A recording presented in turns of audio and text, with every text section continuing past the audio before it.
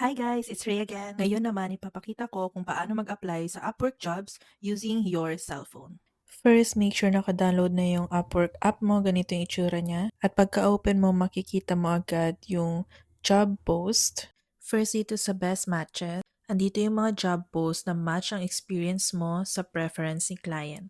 Next, most recent. Dito mo naman makikita yung mga kakapost lang na tugma sa skills at profile description mo. And last category, my feed. Ito yung parang FYP ng social media. Dito naman makikita yung mga similar job posts na sinisave mo noon. So ano ang itsura at paano mag-apply sa isang job post? Kapag kinlik mo yung posting, makikita mo yung summary, ilan ang connects, ilang oras yung kailangan niya per week, duration ng project, about sa client, reviews, at kung magkano per hour or per project yung isang job post. And ngayon, papakita ko sa inyo kung paano mag-apply at ano ang mga sinasagutan dito sa Upwork.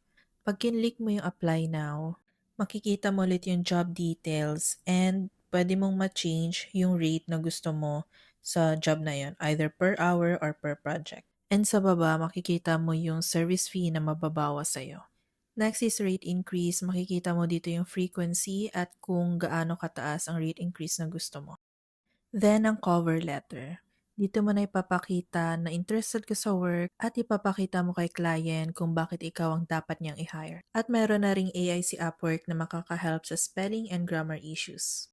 Meron ding part na pwede kang mag-attach ng resume mo and other things na pwede mong i-highlight like previous Upwork job, portfolio, and certificates. And itong part na to ay optional, pwede kang mag-boost ng proposal mo. Sa part na to ay bidding, makikita mo dito napakadaming connects ang binibid ng ibang freelancers.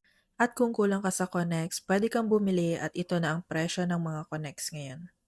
So pag okay ka na, pwede mo nang isubmit or isend yung proposal mo using that connects. And that's all. Kung naghahanap ka ng online jobs, i-download mo na ang Upwork at mag-sign up ka na ng new account. Napakadaming job posts ngayon na pwede mong applyan. So kung may questions ka pa or ready ka nang mag-apply, comment ka lang sa baba and I'll try my best to help you. Yan lang, bye!